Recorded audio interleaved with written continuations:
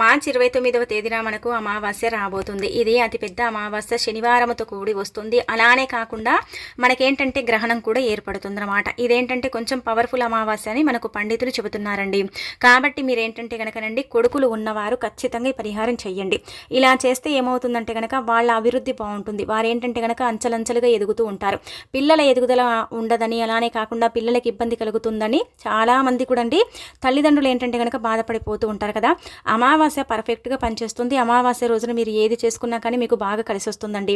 ఒక్కసారి మీరు ఏంటంటే కనుక ఈ పరిహారాన్ని కనుక చేసుకున్నట్టయితే ఇంకా మీకు తిరుగుండదని చెప్పొచ్చు. అసలు దీన్ని ఎలా చేయాలి, ఏ విధంగా ఆచరించాలనేది తెలుసుకునే ముందు ఒక చిన్న రిక్వెస్ట్ అండి. వీడియోని పూర్తిగా చూడండి, నచ్చితే లైక్ చేయండి, కొత్తగా చూస్తున్నట్టయితే సబ్స్క్రైబ్ చేసుకోండి. నార్మల్గా ఏంటంటే కనుక శనివారంతో అమావాస్య వస్తే శని అమావాస్య అంటారు. దానికి తోడు ఇంకొకటి ఏంటంటే కనుక గ్రహణం కూడా వస్తుంది. కాబట్టి ఈ గ్రహణంతో వచ్చే అమావాస్య చాలా శక్తివంతమైనది అనమాట. ఈ అమావాస్య ఏంటంటే కనుక కొంచెం పవర్ని ఎక్కువగా కలిగి ఉంటుందండి. అంటే ఈ అమావాస్య రోజున అతీత శక్తులు ఉంటాయన్నమాట. అతేంద్రియ శక్తులతో కూడి అమావాస్య వస్తుంది. కాబట్టి ఈ అమావాస్య లక్ష్మీదేవికి అంకితం చేయబడుతుంది. ఈ రోజున ఏంటంటే కనుక నిష్ట నియమాలు ఆచరించుకుంటే అద్భుతాలను చూడగలుగుతాము. మన తలరాతను సైతం మనం మార్చుకోగలుగుతాము. ముఖ్యంగా ఏంటంటే కనుక మన పెద్దవారు చెబుతూ ఉంటారు, అమావాస్య ఏంటంటే కనుక చెడుని తీసేసుకొని మంచిని తెచ్చిపెట్టుకోవడానికి ఉపయోగపడుతుంది. అమావాస్య రోజున ఏది చేసుకున్నా కానీ బాగా కలిసి వస్తుందని చెబుతూ ఉంటారు. కాబట్టి చాలామంది కూడా ఏంటంటే కనుక అమావాస్య రోజండి దిష్టి అంటే తీసేసుకోవటం, ఏదైనా ఇబ్బంది ఉంటే తొలగించుకోవటం, కొన్ని విధి విధానాలను ఆచరించడం, కొన్ని పరిహారాలను చేసుకోవటం చేస్తూ ఉంటారు. అలానే ముఖ్యంగా ఏంటంటే లక్ష్మీదేవిని పూజించడం, ఆరాధించడం, లక్ష్మీదేవికి అమావాస్య అంకితం చేయబడుతుంది. కాబట్టి అమావాస్య రోజున మీరేంటంటే లక్ష్మీదేవి పూజ చేయండి. మీకు మీ జీవితంలో అండి దైవానుగ్రహం లేనే లేదు, లక్ష్మీదేవి అనుగ్రహం లేదండి, మేము ఎంత చేసుకున్నా కానీ మాకు కలిసి రాదండి అని బాధపడతారు కదండి. ఒకసారి ఏంటంటే కనుక నమ్మకంతో లక్ష్మీదేవికి ఆ రోజు మీ దగ్గర ఉండే పుష్పాలు కావచ్చు, అలానే కాకుండా మీ దగ్గర ఉండే అంటే మీ కు తగ్గట్టు ఏదైనా సరే ఒక్క పుష్పం ఉన్నా సరే అమ్మవారికి మీరు స్నాన కార్యక్రమాలు చేసుకోండి. ముఖ్యంగా ఏంటంటే కనుక అమావాస్య రోజు ఇంటిలిపాది స్నానం చేయాలి. అలా చేస్తేనే మనలో ఏదైనా దరిద్రాలు ఉన్నా, ఇబ్బందులు ఉన్నా అవన్నీ కూడా పోతాయన్నమాట. అవన్నీ కూడా ఏంటంటే కనుక పటాపంచలైపోతాయి. ఆ నీటి ద్వారా అవన్నీ కూడా పోవటానికి అవకాశాలు ఉంటాయి. కాబట్టి ఇలా మీరు అమావాస్య రోజున ఇంటిల్లిపాదండి, వీలుంటే 2 పూటలు చేయండి. లేదండి మాకు 2 పూటలు కుదరదండి అనుకుంటే ఒక్క పూటనైనా సరే మీరేంటంటే స్నానం చేసుకోండి. ఇలా అంటే స్నానం చేయండి. స్నానం చేసేటప్పుడు ఆ నీళ్ళల్లో ఏంటంటే కనుక ఉప్పు రాళ్ళు కావచ్చు, పసుపుని కావచ్చు వేసుకోవచ్చు. అలా వేసేసుకొని చేసుకుంటే మంచిదనమాట. ఇలా స్నాన కార్యక్రమాలు చేసిన తర్వాత మీరు ఉతికిన బట్టలు ధరించండి. నల్లటి వస్త్రాలు కానీ ఎర్రటి వస్త్రాలను కానీ ధరించకండి. శనివారం కాబట్టి నల్లటి వస్త్రాలకు దూరంగా ఉండండి. అమావాస్య కాబట్టి నల్లటి వస్త్రాలకు దూరంగా ఉండండి. ఇక ఆ తర్వాత ఇలా మీరు అంటే ఉతికిన బట్టలు ధరించి మీ పూజ గదిలో లక్ష్మీదేవి పటాన్ని క్లీన్ చేసుకొని ఒక చిన్న దీపం పెట్టుకోండి. అంటే మన స్తోమతకు తగ్గట్టు అండి, మనం ఆడంబరంగా చేయాలని ఎక్కడ కూడా లేదనమాట. మనం ఎలాగైతే దీపారాధన చేస్తామో, ఎలాగైతే మనం పూజ చేసుకుంటామో ప్రతినిత్యమో అలానే సింపుల్గా మనం ఏం చేస్తాం, ఒక 2-3 పుష్పాలు అమ్మవారికి సమర్పించేసి దీపారాధన చేసేసి ఆ దీపానికి చిన్న బెల్లం ముక్క కానీ, అరటిపండు కానీ, లేదంటే పంచదారను కానీ నైవేద్యంగా పెడితే మన పూజ కంప్లీట్ అయిపోతుంది. మనం ప్రతిదినం ఈ విధంగా పూజ చేసుకుంటాం. అంటే అగరబత్తులు వెలిగించడం ఇవన్నీ కూడా చేస్తామండి, చెయ్యమని కాదు, సింపుల్గా చేయాలి. లేదండి మేము కొంచెం పెద్దగా చేసుకుంటామంటే దీపధూప నైవేద్యాలతో లక్ష్మీదేవిని పూజించండి. లక్ష్మీదేవి ఈ రోజు భూమి మీదే సంచరిస్తూ ఉంటుంది. సంధ్యా సమయం నుంచి మొదలుకొని లక్ష్మీదేవి ఏంటంటే కనుక బ్రహ్మ ముహూర్తం వరకు కూడా అంటే భూమి మీదే సంచరిస్తూ ఉంటుంది. కాబట్టి మనం చేసే ఒక్క పూజ ఆ తల్లికి నచ్చుతుంది. ఆ అమ్మవారు మన ఇంటికి వస్తారు, అంతేనండి. ఇలా ఏంటంటే ఈ విధంగా పూజ చేసుకోండి, సరిపోతుంది. ఇంకా ఆ తర్వాత ఏంటంటేనండి అమావాస్య చాలా పవర్ఫుల్ కదా. అమావాస్య రోజున ఏంటంటే కనుక మంచిని అంటే తెచ్చిపెట్టుకోవడానికి, చెడుని తీసేసుకోవడానికి, మంత్ర సాధన చేయడానికి అమావాస్యకు చాలా ప్రత్యేకత ఉంటుందన్నమాట. అమావాస్య రోజున చేసుకునే పరిహారాలు కావచ్చు, విధి విధానాలు కావచ్చు, తప్పకుండా ఫలితాలను కూడా ఇస్తాయన్నమాట.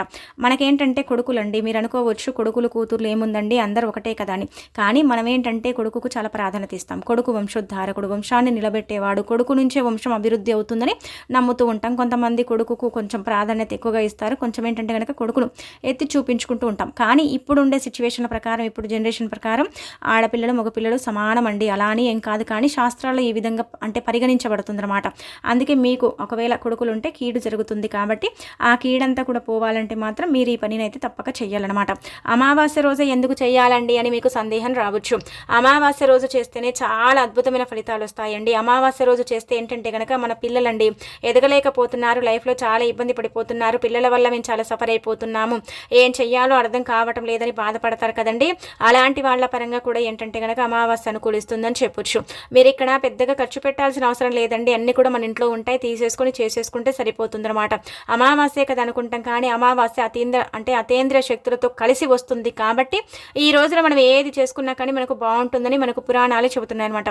శాస్త్రాల ప్రకారం ఏంటంటే కనుక అమావాస్యకు చాలా శక్తి ఉంటుంది, అమావాస్యకు చాలా ప్రాధాన్యత ఇవ్వబడుతుంది. కాబట్టి మీరేంటంటే కనుక ఈరోజు మీ పిల్లలను బట్టి, అంటే ఇద్దరున్నా ముగ్గురున్నా ఎంతమంది ఉన్నా పర్వాలేదండి, చెయ్యొచ్చు, ఏం కాదనమాట. ఒకటే ఒక కోడిగుడ్డు తీసుకోవాలి, తీసేసుకుని దానిపైన ఎంటు మార్క్ వేయాలి. ఇంకా ఇందులో మీరు పెద్దగా ఏం చేయాల్సిన అవసరం లేదనమాట. ఒక కోడిగుడ్డు చూడండి మన పిల్లల ఎదుగుదలతో పాటు అభివృద్ధిని కూడా చూయిస్తుంది, అభివృద్ధితో పాటు మనకు అద్భుతమైన ఫలితాలను అంటే తెచ్చి పెడుతుందన్నమాట. అందుకే కోడిగుడ్డుని తీసుకొని దానిపైన ఎంటు మార్కు వేసేసి ఆ తర్వాత ఆ పిల్లల్ని తూర్పు ముఖాన నించోబెట్టి అనంతరం ఏంటంటే కనుకనండి మీరు చక్కగా కోడిగుడ్డుతో దిష్టి తీయండి. సవ్యదిశ అసవ్య దిశలో దిష్టి తీసి కోడిగుడ్డుని పగలగొట్టకుండా తీసుకెళ్లి ఒక చెట్టు మొదట్లో పెట్టేసి వదిలేసి వస్తే మాత్రం తప్పక ఫలితాలు అయితే ఉంటాయి. ఆ ఫలితాలను మీరే చూసి ఆశ్చర్యపోతారు. కాబట్టి ప్రయత్నించండి. ఫలితం రాదని కాదు, వస్తుంది, తప్పనిసరిగా మంచి జరుగుతుంది.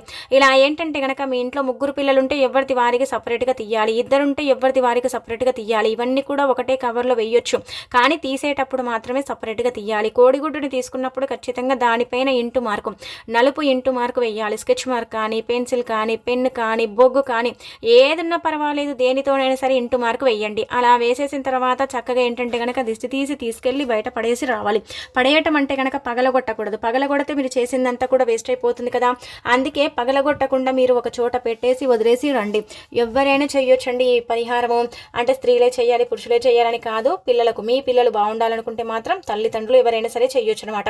తల్లిదండ్రులు ఇలా చేసిన తర్వాత కోడిగుడ్డుని పగలగొట్టకుండా పెట్టాలి. చేసిందంటే ఒక ఎత్తు అయితే అది పగలగొట్టకుండా పెట్టేసి రావటం ఇంకొక ఎత్తు అనమాట. పగిలితే మాత్రం మనం చేసిన పరిహారం అంతా కూడా వేస్ట్ అయిపోతుంది, మనం చేసిందంతా కూడా అంటే వృధాగా పోతుంది కదండి. మనం ఇంత కష్టపడి చేసాము, సమయం తీసుకొని చేసాం, కొంతమందికి సమయాలు ఉండవు, చేసుకోలేరు, ఇబ్బంది పడిపోతారు కదా. అలాంటి వాళ్ళు ఏంటంటే కనుక పెట్టేసి వచ్చిన తర్వాత ఆ పిల్లలకు కాళ్ళు చేతులు శుభ్రం చేసి దుస్తులు మార్చండి. ఇంకా ఆ పిల్లల్లో మార్పులు మీరే చూస్తారు. కొంతమంది పిల్లలు ఉంటారు ఎంత ఇబ్బంది పెడతారంటే కనుక ఎక్కడికైనా వెళితే పడదు, దిష్టి దోషాలతో సఫర్ అవుతారు, చాలా వరకు కూడా ఇబ్బంది కలుగుతుంది. పిల్లల పరంగా ఏంటంటే పేరెంట్స్ కూడా చాలా సఫర్ అయిపోతూ ఉంటారు కదా. ఇలాంటి బాధలన్నీ కూడా తొలగించుకోవడానికి ఉపయోగపడే పరిహారం ఈ పరిహారం అండి.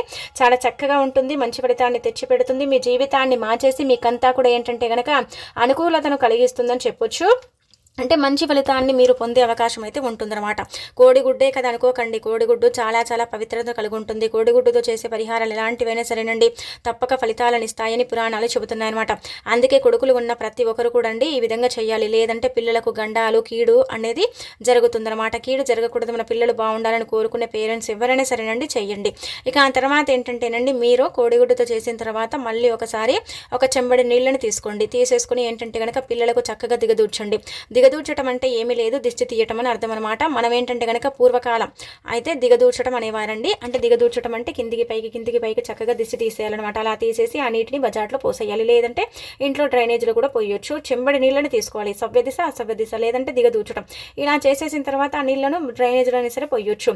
మన పిల్లలు ఏంటంటే కనుక బక్క పలచగున్నారు, ఒళ్ళు పట్టడం లేదు, ఇబ్బంది కలుగుతుంది, మా పిల్లలకు శాపాలున్నాయి, పాపాలున్నాయి, అలానే కాకుండా పిల్లల లైఫ్ అనేది కొంచెం బాగాలేదు, ఎప్పుడు ఏడుస్తూనే ఉంటారు, ఇబ్బంది పెడుతూనే ఉంటారు, వాళ్ళ వల్ల మేము సఫర్ అయిపోతున్నాము, మా పిల్లలకు ఊరికే దిష్టి తాకుతూ ఉంటుంది, మా పిల్లలు కొంచెం బాగుంటే జనాలు అంటే చూసి ఓర్వలేకపోతారు, దిష్టి పెడుతూ ఉంటారు, మా పిల్లల ఎదుగుదలని ఆపాలని చూస్తూ ఉంటారు, మా పిల్లలు బాగా ఉద్యోగం చేసేవారండి కానీ ఇప్పుడు చేయటం లేదు, మా పిల్లలకు ఉద్యోగం ఉన్నది పోయిందండి, ఉద్యోగం రావటం లేదు. ఇలా మీకు ఏ సమస్య ఉన్నా సరేనండి పర్వాలేదు, చేసుకోండి, ఇంకే ఫలితం వస్తుంది, మీరే ఫలితాన్ని చూస్తారనమాట. అమావాస్య ఏంటంటే కనుక చాలా చాలా పవిత్రత కలిగి ఉంటుంది, అమావాస్య చాలా శక్తిని కలిగి ఉంటుంది. కాబట్టి అమావాస్య రోజు చేసే పరిహారాలు ఎలాంటివైనా సరేనండి, ఇదనే కాదు ఏది చేసుకున్నా కానీ మీకైతే కలిసి వస్తుంది, మీరే అద్భుతాలను చూసి ఆశ్చర్యపోతారనమాట. ఒక్క అమావాస్య మానవుడి యొక్క జీవితాన్ని మార్చేస్తుంది, మానవుడికి ఉండే దరిద్రం అంతా కూడా తీసేస్తుంది, అద్భుతమైన రిజల్ట్ని తెచ్చి పెడుతుంది అనమాట. దైవానికి అంకితం చేయబడే అమావాస్య రోజున పరిహారం చేస్తే తప్పక ఫలిస్తుందని పురాణాలే చెబుతున్నాయన్నమాట. శాస్త్రాల్లో ఏంటంటే అమావాస్యకు చాలా ప్రాధాన్యత ఇస్తారనమాట. అమావాస్య రోజున ఏంటంటే కనుక రండి మనం చిన్న చిన్న పరిహారాలు అంటే మన అమ్మలు కూడా మన ఇంట్లో ఏం చేస్తారండి దిష్టి తీసేస్తూ ఉంటారు, ఉప్పుతో కావచ్చు, ఇలా చేస్తారు. అలా కూడా చేయొచ్చు, ఏం కాదు, అది కూడా ఫలిస్తుంది. కాకపోతే కోడిగుడ్డు పరిహారం అనేది కొంచెం ఎఫెక్ట్ అనేది ఎక్కువగా చూపిస్తుంది అనమాట. అందుకే కోడిగుడ్డుని తీసేసుకొని ఈ విధంగా చేసేసుకోండి. మహా అంటే 5-10 రూపాయలు ఖర్చు పెడతాం, అంతకు మించి మేము ఏం ఖర్చు పెట్టాం కదండి మనం అధికంగా. కాబట్టి ఈజీగా చేసేసుకునే పరిహారం. అదే మన పిల్లలకు బాగాలేదనుకోండి, అనారోగ్య సమస్యలు వచ్చినప్పుడు, ఇబ్బంది కలిగినప్పుడు అక్కడికి ఇక్కడికి తీసుకెళ్లి యంత్రాలు వేయించడం, మంత్రాలు వేయించడం చేస్తాం. అక్కడ కూడా మనం డబ్బు ఖర్చు పెడతాం కదా, దానికంటే ఇది బెటర్ కదండి. ఇలా మన చేతుల ద్వారా మనం చేస్తున్నాం కాబట్టి కొంచెం ఏంటంటే కనుక ఫలితాలు లేట్ అవ్వచ్చు, కానీ వస్తాయి, ఇబ్బంది అనేది ఉండదనమాట. మీరు ఈ పరిహారం చేసిన తర్వాత పిల్లలు ఒక రాత్రి నిద్రించిన తర్వాత తెల్లవారి మీరు చూడండి, పిల్లల యాక్టివ్నెస్ అనేది మీరు చూడగలుగుతారు, పిల్లల్లో మార్పులు చూడగలుగుతారు. డల్లుగా ఉండే పిల్లలు హుషారైపోతారు, అంటే చాలా వరకు కూడా నీరసంగా ఉండే పిల్లలు కొంచెం యాక్టివ్గా మారుతారు. ఇలా చిన్న చిన్న మార్పులు చేరుపులు ఒక్క రాత్రికే కనిపిస్తాయండి. ఒక్క రాత్రిలో మనం ఏంటంటే కనుక మార్పులను చేరుపులను చూసుకోవచ్చని మనకు పురాణ గ్రంథాల్లో చెప్పబడుతుంది. ఈ గ్రంథాల ప్రకారం ఏంటంటే కనుక అత్యంత శక్తివంతమైన పరిహారాలు ఏవైనా ఉన్నాయంటే కనుక అవి అమావాస్య రోజు చేసుకునేటివి అని అందులో కూడా చెప్పడం జరుగుతుంది. కాబట్టి ప్రయత్నించుకోండి, ఇంకా తిరుగుండదు, అద్భుత రిజల్ట్ అనేది వస్తుంది, మీకు ఇబ్బంది అంతా కూడా పోతుందని చెప్పొచ్చండి.